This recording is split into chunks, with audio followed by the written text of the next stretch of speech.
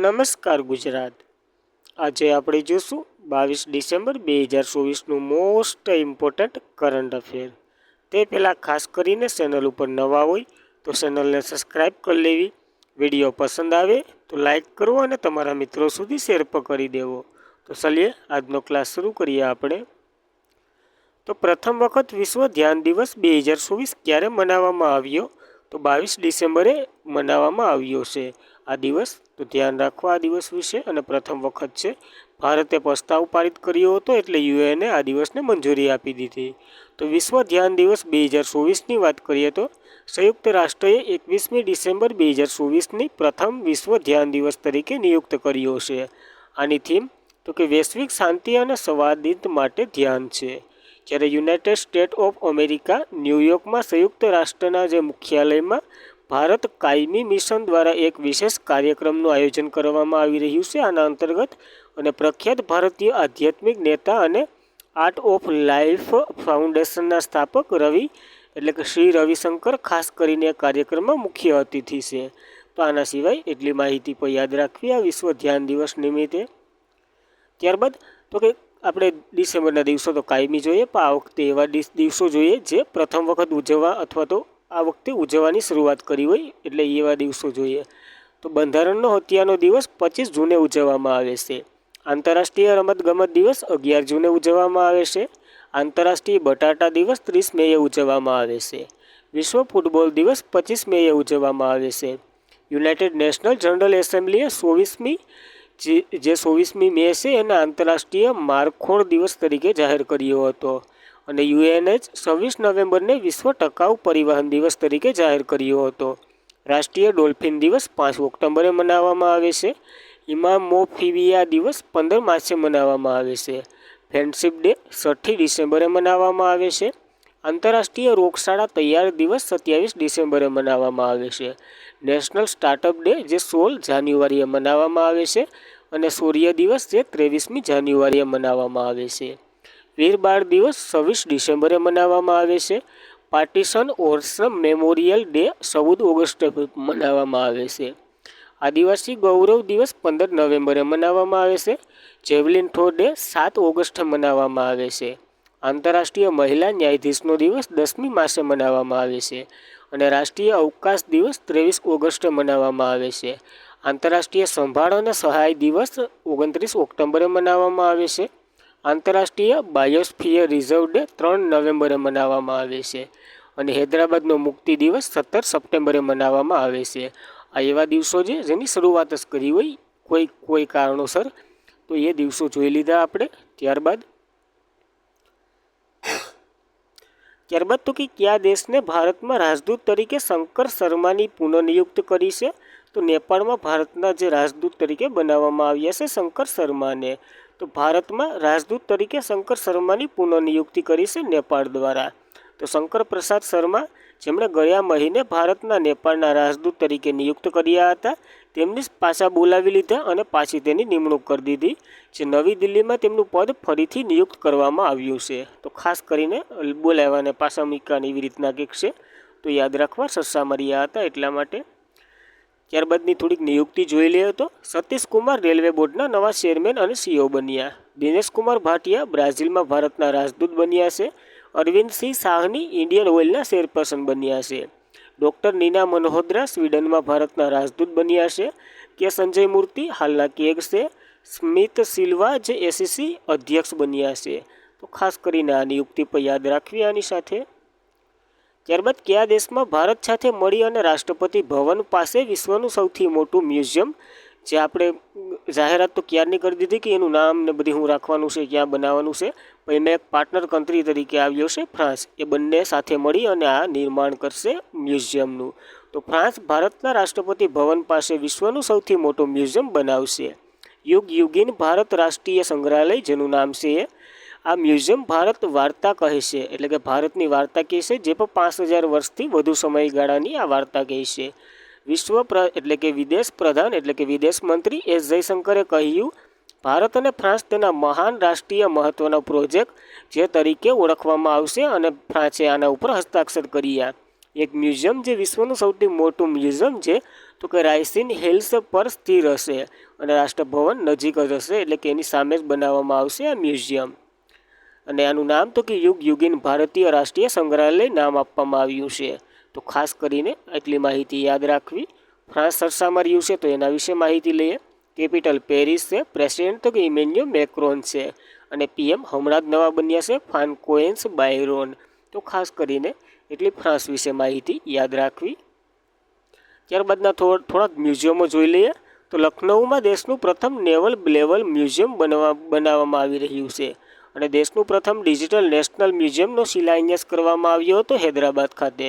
વિશ્વનું પ્રથમ હસ્તપ્રત સંગ્રહાલય ક્યાં ખોલવામાં આવી રહ્યું છે? તો કે તિરુવનંતપુરમમાં. દેશનું પ્રથમ અંડરગ્રાઉન્ડ મ્યુઝિયમ પર દિલ્હીના જે હુમાયુનો મકબરો છે એમાં બનાવવામાં આવ્યું છે. ભારતનું પ્રથમ બંધારણીય સંગ્રહાલય જે હરિયાણામાં જે જિંદાલ યુનિવર્સિટી ખાતે આનું ઉદ્ઘાટન પણ થઈ ગયું હતું હમણાં બંધારણના દિવસો નિમિત્તે. ભારતનું પ્રથમ તબીબી સંસ્થાકીય સંગ્રહાલય ચંદીગઢમાં. વૈદિક 3D મ્યુઝિયમ ખોલવામાં આવશે વારાણસી ખાતે. મહારાષ્ટ્રના વારાણસીમાં એટલે કે વાશીમમાં પીએમ મોદીએ જે બંજારા હિલ્સ હેરિટેજ મ્યુઝિયમનું ઉદ્ઘાટન કર્યું હતું. અને દેશનું પ્રથમ હિન્દી સાહિત્ય સંગ્રહાલય બનાવવામાં આવશે વારાણસીમાં. તો બીજા સરસામાં રહેલા મ્યુઝિયમો પણ યાદ રાખવા. ત્યારબાદ કેજરીવાલે ક્યાં વૃદ્ધ વસ્તી માટે નવી આરોગ્ય યોજનાની જાહેરાત કરી છે? જેનું નામ તો કે સંજીવની રાખ્યું છે. આ ત્યાં તો કે નવી દિલ્હીમાં કરી છે યોજના શરૂ. તો કેજરીવાલે દિલ્હીના જે વૃદ્ધ વસ્તી માટે નવી આરોગ્ય યોજના જાહેરાત કરી છે. અને કેજરીવાલે જાહેરાત કરી કે 60 વર્ષથી વધુ સમયના ઉંમરના જે વૃદ્ધ નાગરિકો છે એને સંજીવની યોજના નામની નવી યોજના હેઠળ સરકાર અને ખાનગી બંને હોસ્પિટલોમાં મફત સારવાર કરવામાં આવશે. અને આમાં કંઈ ક્રાઇટેરિયા નથી. 5 લાખ 10 લાખની સારવાર મજા આવે ત્યાં સુધી અનલિમિટેડ છે. તો યાદ રાખવી આવી કંઈક યોજના. જ્યારે આ યોજના વિશે તો આપણે જાણીએ હતું પ્રત્યક્ષ એના દ્વારા જે દિલ્હીના સીએમ છે એના દ્વારા શરૂ કરવામાં આવી હતી મહિલા સન્માન યોજના. જે મહિલાના ખાતામાં 1000 નાખવામાં આવશે અને એ પછી ચૂંટણી થાય પછી તો કે 2300 કાંઈ એમ કંઈક નાખવામાં આવશે. પાછા એની સરકાર આવી છે તો ધ્યાન રાખવું આ બાબત. ત્યારબાદ રાષ્ટ્રીય તાનસેન સન્માન કઈ રાજ્ય સરકાર દ્વારા આપવામાં આવે છે? તો મધ્યપ્રદેશની સરકાર દ્વારા આ પુરસ્કાર આપવામાં આવે છે. તો રાષ્ટ્રીય તાનસેન સન્માન જો ભારતના શાસ્ત્રીય સંગીતના જાણીતા તબલાવાદક પંકજ એટલે કે પ્રો કોલકાતાના સપનવ ચૌધરીને વર્ષ 2023 માટે રાષ્ટ્રીય તાનસેન સન્માનથી સન્માનિત કરવામાં આવ્યા છે. ખાસ યાદ રાખવું 2023નું સન્માન મળ્યું છે સપનમ ચૌધરીને. અને આ ઉપરાંત ઇન્દોરની જે સાંસ્કૃતિક સંસ્થા જે સાણંદ સંન્યાસ સંસ્થાને ભારતીય શાસ્ત્રીય સંગીત નાટ્ય અને ઉત્સવ તેના યોગદાન બદલ રાજા માનસિંહ તોમર સન્માન 2023થી સન્માનિત કરવામાં આવ્યું છે. તો આ બંને મધ્યપ્રદેશમાં સરસામાં રહ્યું છે. તો યાદ રાખવું બંને એવોર્ડો એક સંસ્થાને આપ્યો અને એક વ્યક્તિને. ત્યારબાદ રાષ્ટ્રીય તાનસેન સન્માનની વાત કરીએ તો એની સ્થાપના 1980માં થઈ હતી.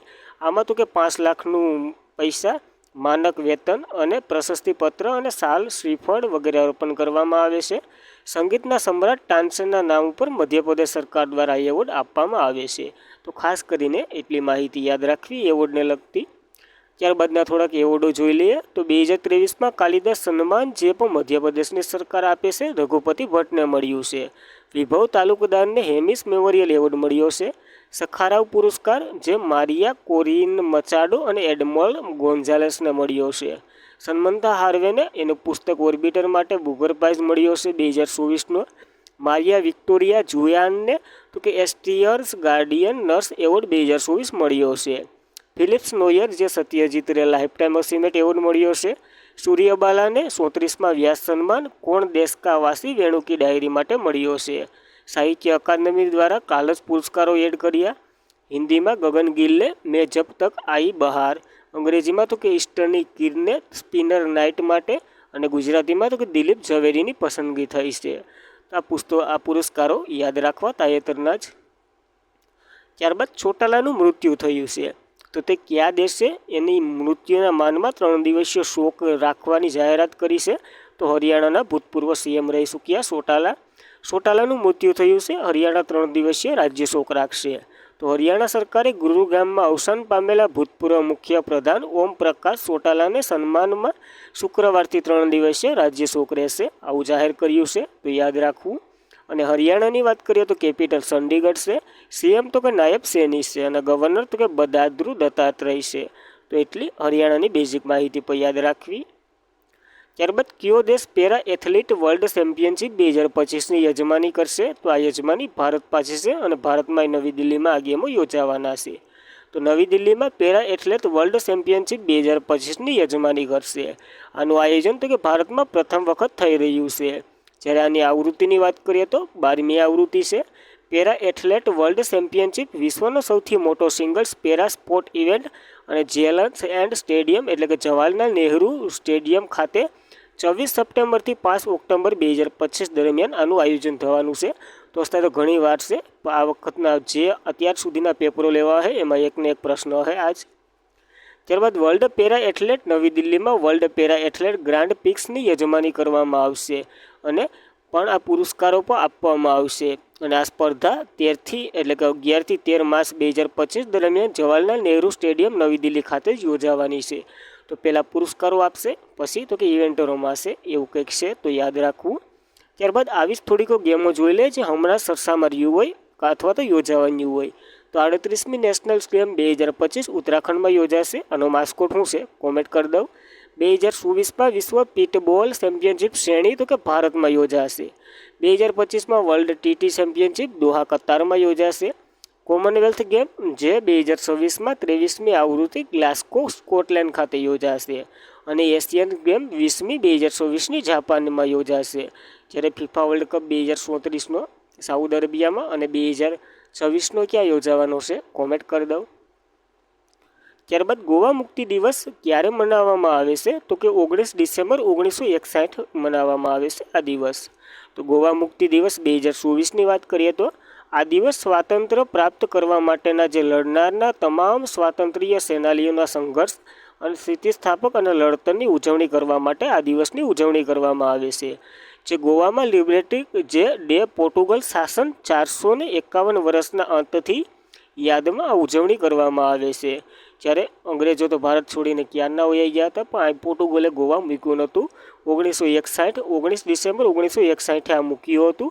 એના માટે આપણે ઓપરેશન વિજય જે ઓલું શરૂ કર્યું હતું ઓપરેશન પર, જે ગોવાને મૂકવા માટે પોર્ટુગલ દ્વારા. તો પહેલાં આવ્યા હતા એ પોર્ટુગલ અને ગયા એ પોર્ટુગલ. ક્યારે આવ્યા હતા એ કોમેન્ટ કરી દો સાલવારી સહિત, કોણ પ્રથમ આવ્યું હતું. જ્યારે ગોવાની વાત કરીએ તો કેપિટલ પણજી છે. મુખ્યમંત્રી પ્રમોદ સાવંત છે. રાજ્યપાલ PS શ્રીધરન પિલ્લે છે. તો ખાસ કરીને એટલી ગોવાની બેઝિક માહિતી યાદ રહેશે બધાને. તો કોમેન્ટ કરી દો પણજી કઈ નદી કિનારે આવેલું છે?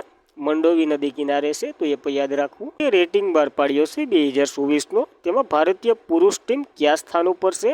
તો ભારતીય પુરુષ ટીમ 5મા નંબર ઉપર છે, તો યાદ રાખવી આ માહિતી.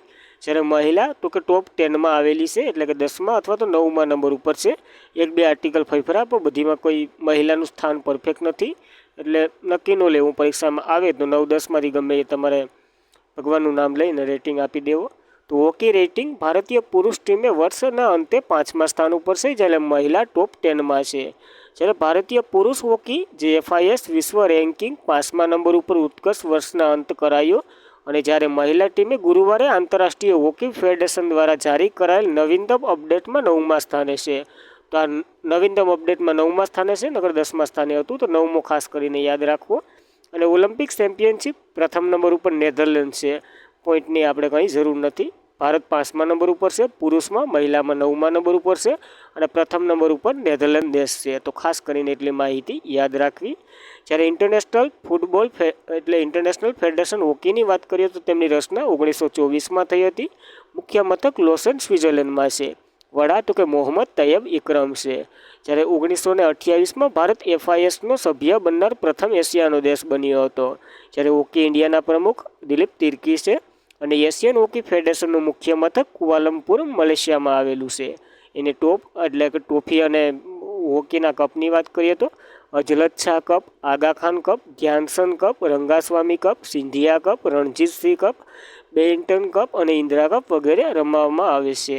તો ખાસ કરીને આ માહિતી હોકી વિશે યાદ રાખવી. ત્યારબાદ તાજેતરમાં જ ગધી માઈ મેળાનું શરૂઆત ક્યાં થઈ છે?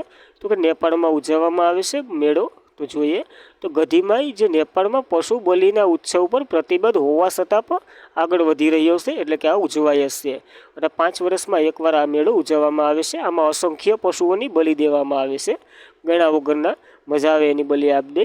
તો રાજધાની કાઠમંડુમાંથી લગભગ 200 કિલોમીટર દક્ષિણે નેપાળના જે બારા જિલ્લામાં આવેલું આ ગધીમાઈ મંદિર છે। ગધીમાઈ મંદિર ત્યાં દર 5 વર્ષે વિશ્વનું સૌથી મોટું પ્રાણીની બલિદાન આપવામાં આવે છે એવો એક મેળો ભરાય છે અને 1 મહિના સુધી ચાલે છે। ઉત્સવ અથવા તો મેળો પછી તહેવાર હજારો પ્રાણીઓની ધાર્મિક કતલ કરવામાં આવે છે આ મેળામાં। તો ખાસ કરીને યાદ રાખવો, દર 5 વર્ષે ભરાય અને પશુઓનું કતલ પણ કરવામાં આવે છે, અહિંસક મેળો કહેવાય, તો યાદ રાખવો। ત્યારબાદ નેપાળની વાત કરીએ તો કેપિટલ કાઠમંડુ છે, ચલણ તો કે નેપાળી રૂપિયો છે અને પ્રમુખ તો કે રામચંદ્ર પોંડેલ છે, પીએમ તો કે કેપી શર્મા ઓલી છે। તો ખાસ કરીને આ બેઝિક માહિતી નેપાળની યાદ રાખવી। ત્યારબાદ થોડાક ઉત્સવો અથવા તો મહોત્સવો જોઈ લઈએ તો ઓણમ કેરળમાં ઉજવાય છે, એ સાથે થિસુર પૂરમ, અટ્ટુકમ પોંગલ, મકરવિલુ, વિષુ ઉત્સવ, પ્રથમ આંતરરાષ્ટ્રીય બીડ ફેસ્ટિવલ વગેરે કેરળમાં યોજાયા હતા। અંડુરી ફેસ્ટિવલ ઉત્તરાખંડમાં યોજાય છે। હરેલા ઉત્સવ ઉત્તરાખંડમાં, હરેલી ઉત્સવ છત્તીસગઢમાં યોજાય છે। સપસારકુટ ઉત્સવ મિઝોરમમાં યોજાય છે।